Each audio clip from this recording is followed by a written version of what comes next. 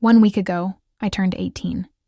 It was supposed to be the best night of my life, the one I'd been counting down to since I was little. But instead of laughter, music, and the smell of cake frosting in the air, my house was filled with silence, not the calm kind, the heavy, suffocating kind. And it all started because of my older sister, Chloe.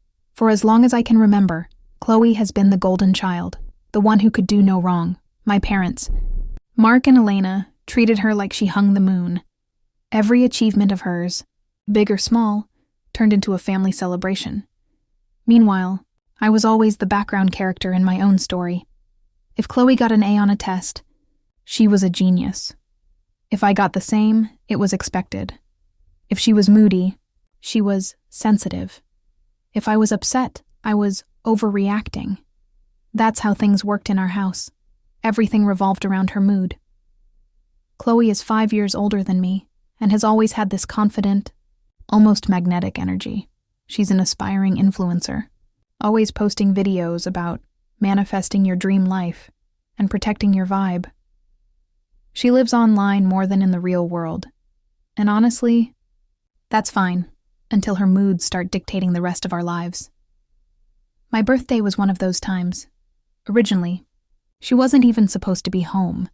She'd planned this big trip to Los Angeles with her influencer friends, some sort of content creator summit. She'd been bragging about it for weeks. That was my tiny silver lining, a birthday without her drama. I was excited, relieved even. I'd spent weeks planning the party with Mom. We bought fairy lights, balloons, streamers, everything from Target. I even baked cookies from Grandma's old recipe, the one that made the whole house smell like vanilla and chocolate. For once, it was going to be my night. But life, as usual, had other plans. A storm hit Southern California that weekend, the kind that grounded every flight for hours. Chloe's trip got canceled, and she came home, furious. She stomped around the house complaining that her career was over and that nothing ever goes right for her, my parents. Immediately switched into crisis mode, whispering, consoling, and basically walking on eggshells to avoid setting her off. And that's when it happened. The morning of my birthday, Chloe stormed into the kitchen, her eyes red from crying. She looked straight at my parents and said, "If I'm miserable, Isabella doesn't get to celebrate either." And you know what they did? They listened. I didn't know any of this at the time. I spent the whole day buzzing with excitement, stringing lights across the backyard, setting up the snack table, and even wearing the new dress I'd saved for months to buy. The sky turned this beautiful shade of coral as the sun set, and I thought, this is perfect. But when the clock hit 7, nobody showed up. 8 passed, 9 passed, not a single car pulled up. My phone stayed silent. At first, I thought maybe everyone was running late, or there was traffic, but deep down, a knot started forming in my chest. Finally, I walked into the living room and found my parents watching Netflix like it was any other night. Mom, Dad. What's going on? Where is everyone? I asked. They exchanged a glance, and then Mom sighed. We canceled the party, sweetheart. For a moment, I didn't understand what she meant. I thought she was joking. What do you mean you canceled it? I laughed nervously, but when she didn't smile, my stomach dropped. Chloe's really upset about her trip, Dad said. It didn't feel right to throw a party while she's so emotional. I just stood there, staring. Wait, so you canceled my 18th birthday because Chloe's in a bad mood? Mom wrung her hands. She's been through a lot lately, honey. You don't understand. Oh, I understand perfectly. I cut her off. I could feel tears burning in my eyes, but anger overpowered them. This wasn't just about one night. This was about every time I'd been told to step aside, to stay quiet, to make space for Chloe's feelings. I tried to stay calm, but my voice shook as I said, "You always choose her, every single time. I finally had one day that was supposed to be mine, and you took that too." Dad's tone turned stern. "Lower your voice, Isabella. You'll wake Chloe. She's finally sleeping." That line, that one sentence, snapped something inside me. Even now, while ruining my birthday, they were worried about disturbing her beauty sleep. Of course, I said bitterly. Wouldn't want to wake the queen later. I found out they told everyone I had a terrible migraine and didn't want visitors. They even asked my friends not to message me. It was the perfect lie, neat and easy, designed to protect Chloe's peace. That night, I locked myself in my room and cried until my throat hurt, not just for the party, but for every birthday, every memory, every quiet way I'd been made to feel invisible. The next morning, Chloe waltzed downstairs like nothing had happened. She was wearing silk pajamas, sipping her coffee, scrolling on her phone. Rough night? She asked, smirking slightly. I froze. You knew they canceled my party. She shrugged. Of course. I told them to. It wasn't the right time for a celebration. My voice trembled. You're unbelievable. She tilted her head, pretending to be sympathetic. I'm going through something really hard right now, Bella. You could be more understanding. That was it. I didn't yell. I didn't cry. I just said, you're not the only person who matters. And for the first time in my life, I walked away. That afternoon, someone rang the doorbell. Dad opened it, and standing there was Grandpa Henry. If you've ever met someone who commands respect just by existing, that's him. Tall, calm, sharp-eyed. A man who built his life through discipline and integrity. When he stepped inside and saw my puffy eyes and my parents' guilty faces, he immediately knew something was wrong. What happened here? He asked. For once, I didn't hide it. I told him everything. The canceled party. The favoritism. The years of feeling invisible. As I spoke, the room grew colder. When I finished, Grandpa's face was pale with disappointment. He turned to my parents. Is this true? They started fumbling excuses, but he cut them off. I've been sending you money every month to help with your business, he said slowly. And this is how you treat my granddaughter? I blinked. Money? What money? Then came the real shock. He revealed he'd been funding them secretly for years to keep their small accounting firm from collapsing. And apparently, even my birthday party had been paid for by him. I thought you were raising both girls with love, he said quietly. Clearly I was wrong, Chloe scoffed. Grandpa, you don't get it. My trip got canceled. It was traumatic. The look he gave her could have frozen the sun. You think the world stops because you're disappointed? He said. You're 23, Chloe. Act like it. Then he turned to me. Isabella, he said firmly. Go pack your bags. You're coming with me. The room exploded. Mom begged. Dad, please, she's exaggerating. Dad pleaded. We just made a mistake. We can fix it. But Grandpa wasn't listening. He looked straight at me. Do you want to come, Bella? I didn't hesitate. Yes. What broke me wasn't their silence. It was what they didn't say. They didn't ask me to stay. They only begged him not to take his money away. That's when I knew they hadn't lost their daughter that night. They'd lost their paycheck. I packed my things in 10 minutes. A suitcase, a few clothes, my laptop, and the necklace Grandma had given me. When I came downstairs, Grandpa was waiting by the door. He didn't look back as we left. As we drove through the quiet streets of San Diego, he finally said, I should have done this sooner, and for the first time in my life I felt safe. The car ride to Grandpa Henry's house was quiet. Not the kind of silence that feels awkward, but the kind that feels healing. The headlights painted long streaks across the wet San Diego streets, and I kept staring out the window, trying to process what had just happened. 18 years, 18 birthdays, dinners, and family moments. And all it took was one canceled party to show me what my parents really valued. Money and Chloe. Always Chloe. When Grandpa pulled into his driveway, I almost gasped. His home wasn't a mansion, but it had this warmth to it. White walls, tall palm trees, and lights softly glowing through wide windows. It didn't feel like luxury. It felt like peace. He helped me carry my suitcase inside and said gently, You can stay here as long as you need, Bella. Through summer, through college. This is your home now.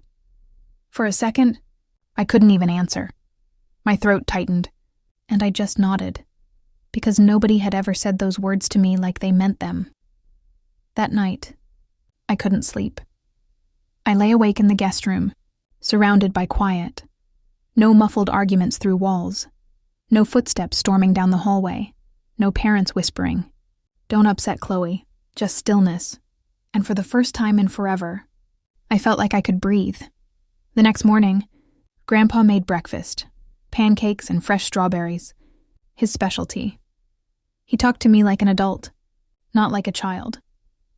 He asked about my goals, what I wanted to study, where I saw myself in 5 years. It was strange, being treated like someone whose thoughts mattered. I told him I'd always loved psychology, how I wanted to understand why people act the way they do, especially when it hurts others. He smiled. "Then you'd be good at it," he said. "You've already learned more about people than most adults ever do." I laughed softly. He was probably right. The following week was like waking up from a long, bad dream. I helped him around the house, cooked with him, and started filling out college scholarship applications. We even took morning walks together around his neighborhood. People greeted him everywhere. "Morning, Henry. How's retirement treating you?" And he'd always stop to chat politely. He wasn't just respected. He was known for being kind, and that kindness was contagious. For the first time, I started to believe that maybe not everyone in my family was broken. But of course, peace never lasts long when people like my parents are involved. After a few days, my phone began lighting up again, missed calls, voicemails, text after text after text. At first, I ignored them, but curiosity got the better of me. The first voicemail was from Mom. "Sweetheart, we just want to talk. Please come home. We love you. Your father and I didn't mean to hurt you." The next one was from Dad. "Bella, you're being immature. We need to sit down like adults and fix this. Grandpa's upset and we want to make things right." Then came the texts. "We know we messed up. Your sister's been crying nonstop. We only did what we thought was best." I stared at the screen, my chest tightening, not from sadness, but from disbelief. They weren't apologizing because they cared. They were apologizing because they were scared. Grandpa noticed me frowning at my phone that evening. "Parents?" he asked. I nodded. He sighed. "I figured they'd start soon.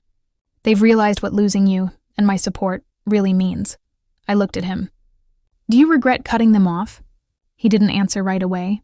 Instead, he poured himself some tea and said, "I regret not doing it sooner. For the next few days, I tried to move on.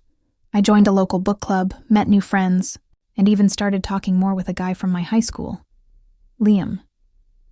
Liam was the kind of person who radiated calm. He didn't try to fix things or offer empty advice. He just listened. When I told him what happened, he shook his head. "You didn't deserve that. Bella, I've seen how your parents treat you. It's like you have to earn basic kindness." That was the first time someone outside my family had noticed. It made me feel seen. But my parents weren't giving up. The messages kept coming, slowly shifting from guilt to desperation. "We can make things better if you help us talk to Grandpa. He'll listen to you, sweetheart. Please just convince him to meet us. We're struggling financially. You don't want us to lose everything, do you?" That last one hit me like a punch. Not because of what they said, but because it confirmed what I already knew. They didn't want me back. They wanted Grandpa's money. After a week of silence, I finally replied, "I know you're only reaching out because you want me to fix things with Grandpa." "I'm not coming home," Dad texted back almost instantly. "Bella, please, we'll do anything. Just tell us what it would take for you to come home." Something inside me snapped. For once, I decided to play their game. "If you want to prove you've changed," I wrote, "ask Chloe to move out. She's 23, she can live on her own. Then maybe I'll consider coming home." It wasn't about actually returning. It was a test, to see if they'd ever choose me over her. Days passed. No reply. Not a single message. And that silence told me everything I needed to know. Meanwhile, life with Grandpa kept getting better. He encouraged me to apply to San Diego State University, helped me polish my essay, and even taught me how to cook his favorite pasta recipe from scratch. One evening, we sat outside on the patio, watching the city lights flicker. He looked thoughtful.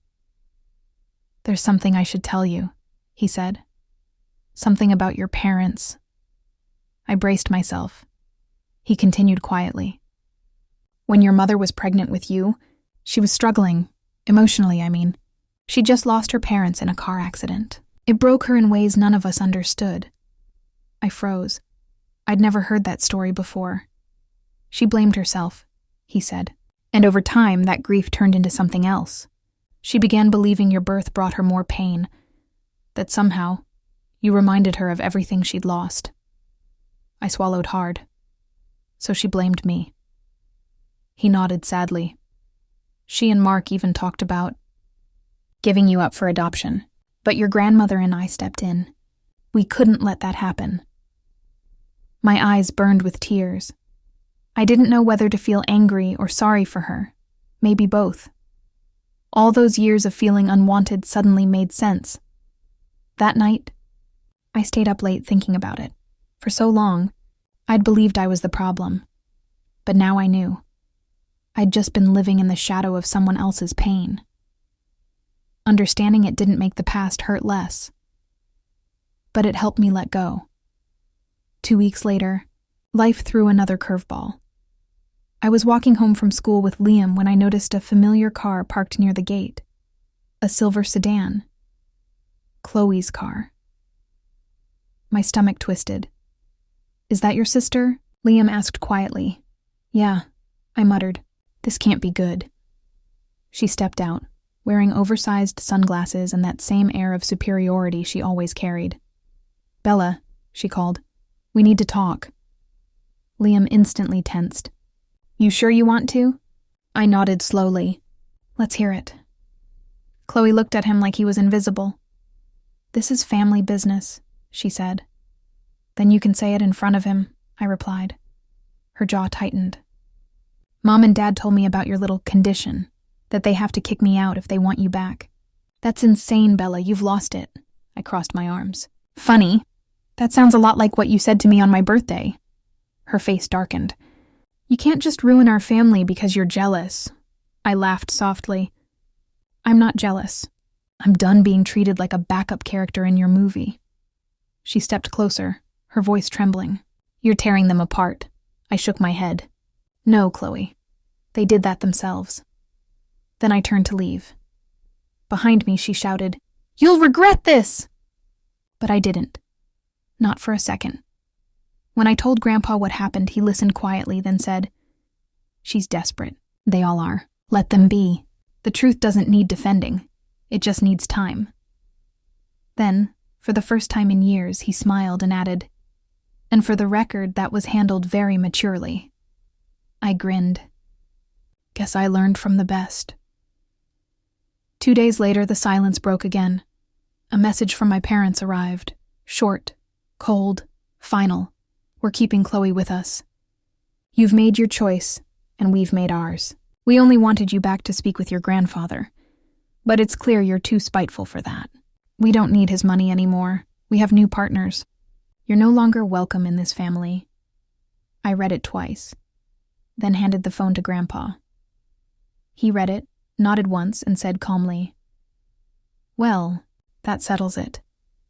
And just like that, the door I'd been trying to close for years finally shut on its own. That night, I didn't cry. I didn't feel anger or sadness, just peace. Because for the first time in my life, I wasn't waiting for anyone to love me correctly. I already had the family I needed, right here. 3 months. That's how long it had been since I packed my bags and left my parents' house behind. In those months, I'd learned something powerful. Silence, when it's peaceful, feels nothing like the silence I grew up in. The kind at Grandpa's house was gentle. Birds in the morning, wind through the trees, the distant hum of his old radio playing songs from decades ago. He never raised his voice. He didn't have to. His calm presence filled every space.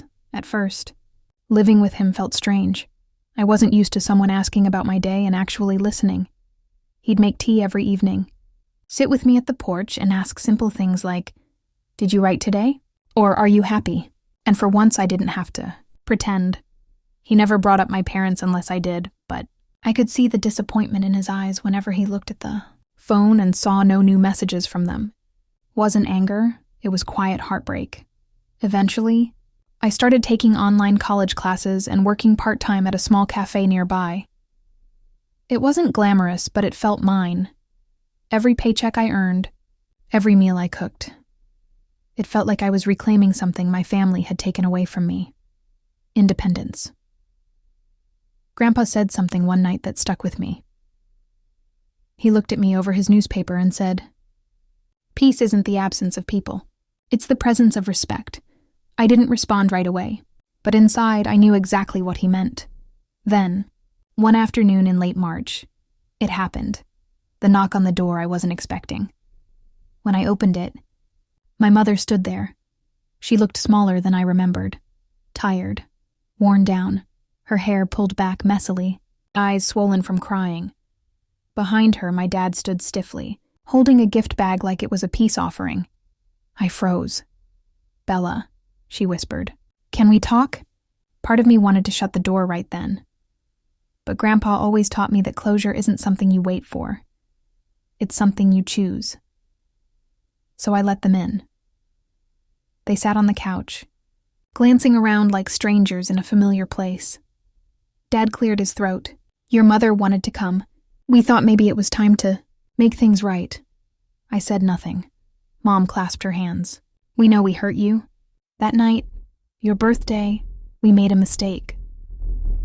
Her voice cracked, but something about it felt rehearsed. Then she added, "Chloe feels terrible too. She's been seeing a therapist. She's realized how her actions affected everyone." There it was. Even in their apology to me, it was still about her. I smiled slightly. "That's good for Chloe." Dad looked irritated. "Bella, don't be like that. We're trying here." I took a deep breath and said, "I'm not angry anymore, but I'm also not coming back." Mom's eyes filled with tears. "We're family, sweetheart. You can't just walk away forever." I met her gaze. I didn't walk away from family. I walked away from people who made me feel invisible. Grandpa had been silent the whole time, sitting in his old armchair, observing quietly. When he finally spoke, his voice was calm but firm. "Elena, Mark," he said, "you didn't come here to apologize. You came here to ease your guilt." Dad stiffened. "That's not true." Grandpa raised an eyebrow. "Then why bring a gift?" They both froze. I hadn't even looked inside the bag yet. When I did, my chest tightened. It was a small cake box, chocolate, my favorite. On it, written in pink icing, "Happy belated birthday." A gesture that might have meant something months ago, but now felt hollow. I looked at it for a long moment before speaking. "You know, I used to dream of moments like this," I said quietly. "When you'd come in, say you were sorry, and we'd hug, and everything would be okay again." Mom's eyes softened hopefully. "We can make it okay again, Bella." I shook my head. "No, because every apology you've ever given me came with a condition. We're sorry, but you should understand. We're sorry, but Chloe was upset.